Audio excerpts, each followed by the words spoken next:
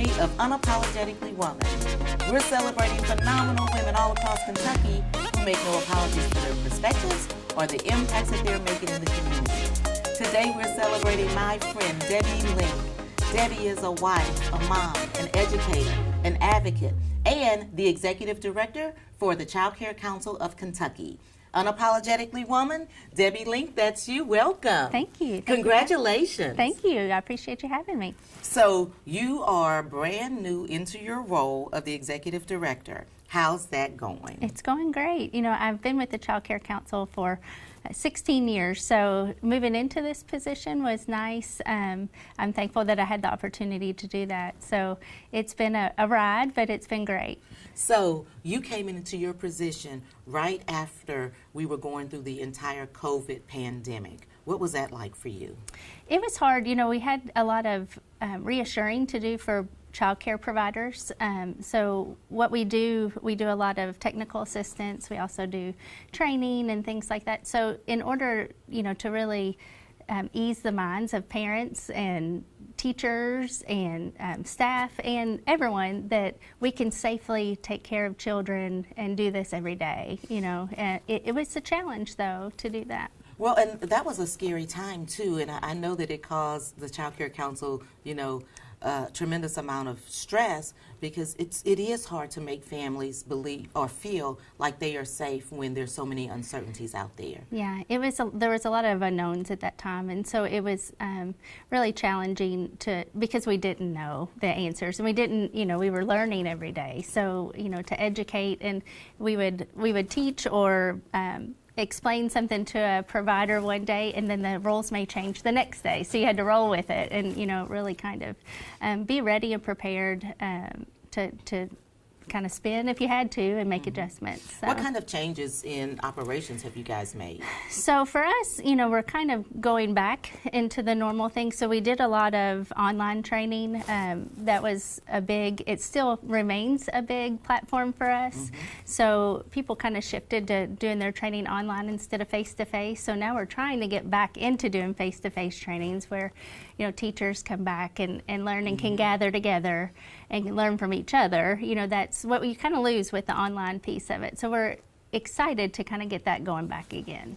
And so this isn't your first hurrah. You said you've been at the Child Care Council for 18 years before you became executive director, but you've also served on the Early Childhood Task Force for the state. I have, yeah. So last year I did that. We came together, a bunch of different nonprofits came together, and we actually were able to come up with recommendations that the legislature could use and follow, you know, as a guide. So we did do that last year. So it's been nice to be heard. Right now, I think early childhood is at the forefront because the workforce needs us. And that's so right. Since that's kind of been brought to light, it has really accelerated what we can do or who we've been able to talk to and things like that, which, you know, were a little different before. So we've really kind of shown the importance of early childhood to the whole community. Well, and I think that that's important too, because all of a sudden, child care providers became essential. That's right. You know, and being able to, first of all, in Kentucky, we have a lot of child care deserts, and we really need more child development opportunities right here in Fayette County. But what are some of the things that you guys are working on to try to help expand those opportunities for, you know, families that need child care? Yeah.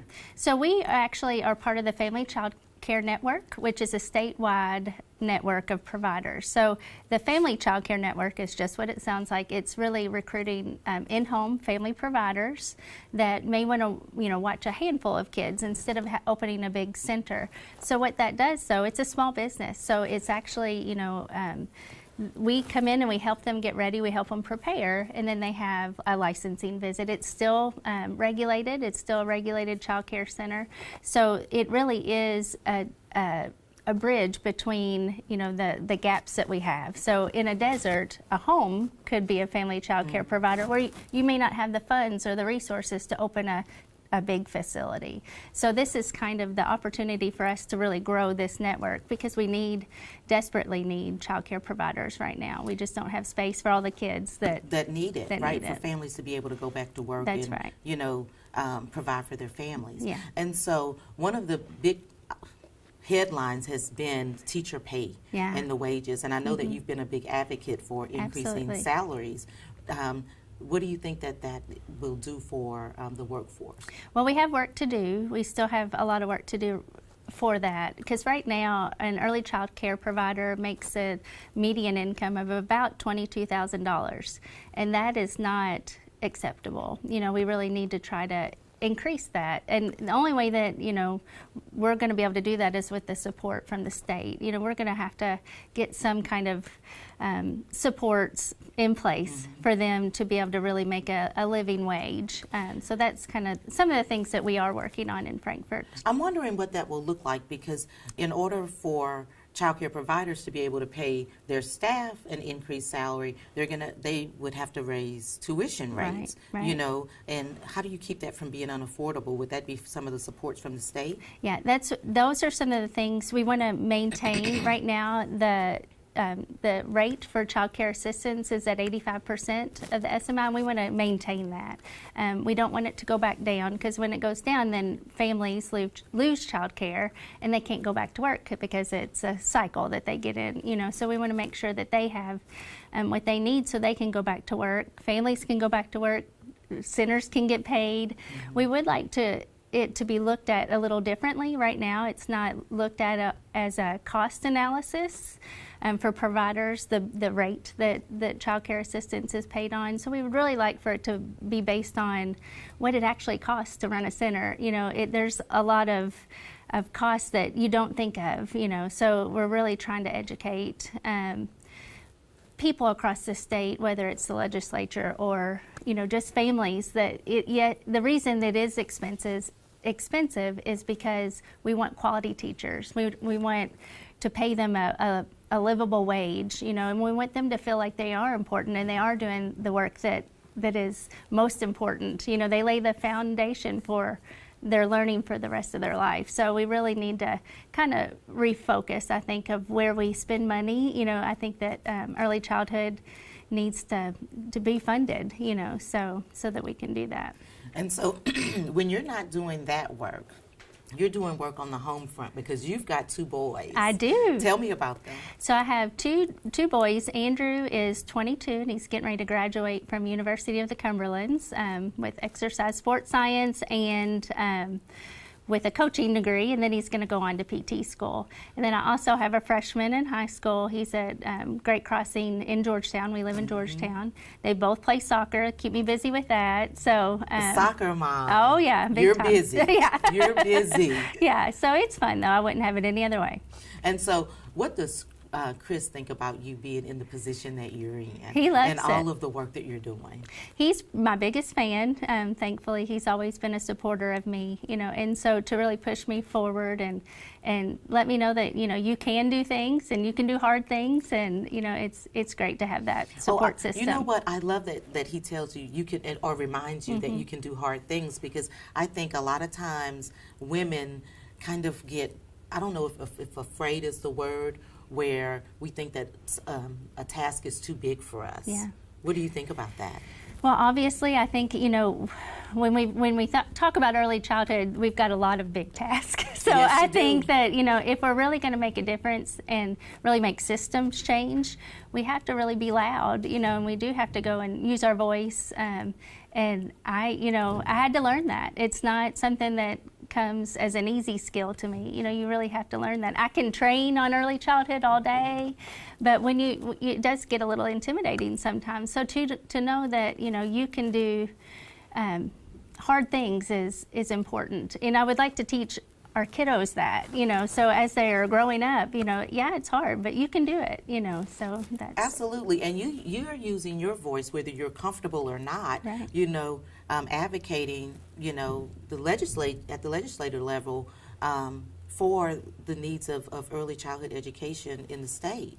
Yeah, it was something that I had to learn. You know, it's not something that I think you are born, I want to go do this, you know, kind of thing, but it's important. And when things are important, you have to do what you have to do to get things done. You put your feelings on That's your little right. fear on the back burner, and then when you accomplish something that you were hesitant about, you walk out with a different stride. That's right. You know, because I just did that. That's right, yeah. And I think it does kind of give you more confidence for the next time, the next big task that you have. You know, you go into it with a different, you know, your shoulders back and that kind of thing, stand straight and get it done. So it is a learning curve, but I'm thankful that I had the opportunity to even be there. Absolutely. And so child development has been your everything forever. Right. And you've also volunteered on Community Action Council's Head Start Policy Council. That's right.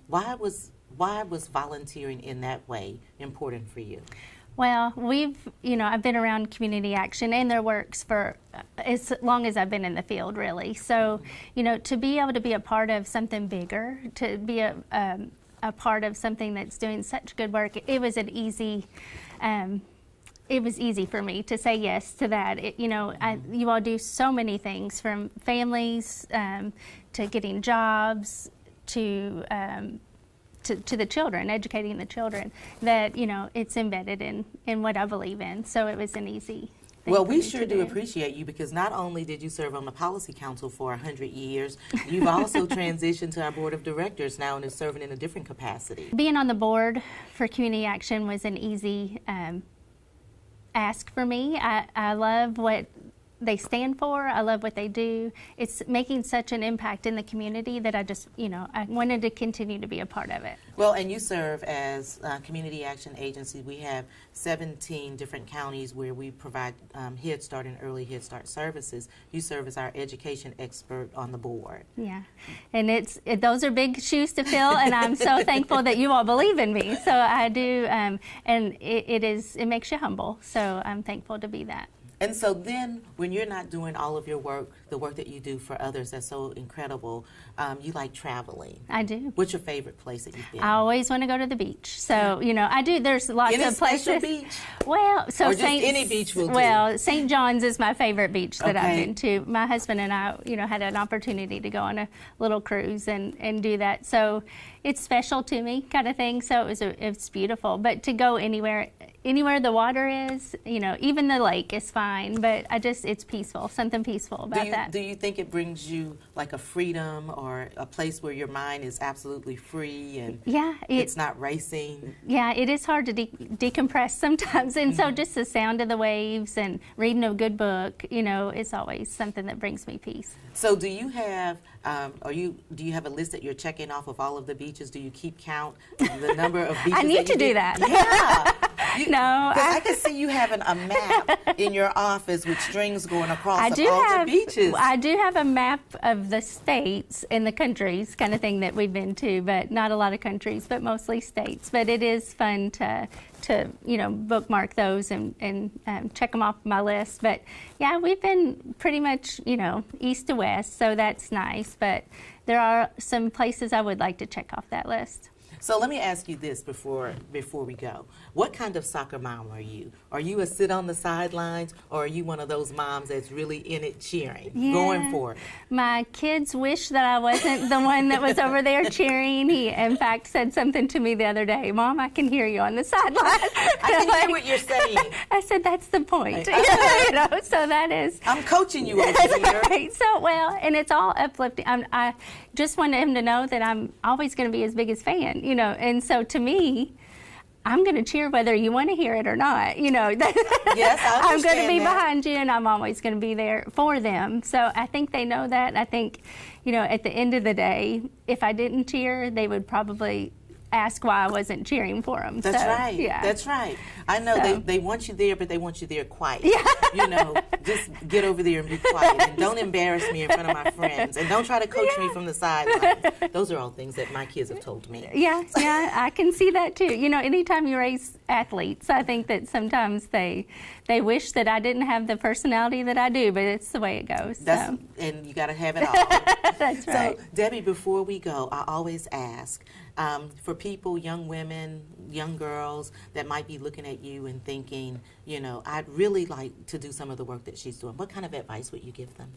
I think that the sky's the limit. You know, if you believe in yourself, other people will also believe in you. And so I think, you know, always look in the mirror first and, you know, really cheer that girl on, you know. So you can do all these things and you can really make an impact in the community. The reason I like to do this is the changes you can see or the changes you can make. And, you know, I've done work that's not in nonprofit before. I've done for-profit work, and there's just a different feel to it. You know, when you know that you're making a difference for others, it molds you a little bit. So they can do it. Thank you so much. Thank you. Thank you. I'm so happy to have been with you today. Yeah, me too. Thank you for having me. Absolutely. Continue to watch as we celebrate other phenomenal women that are doing hard work in Lexington and around the state, just like Debbie Link is.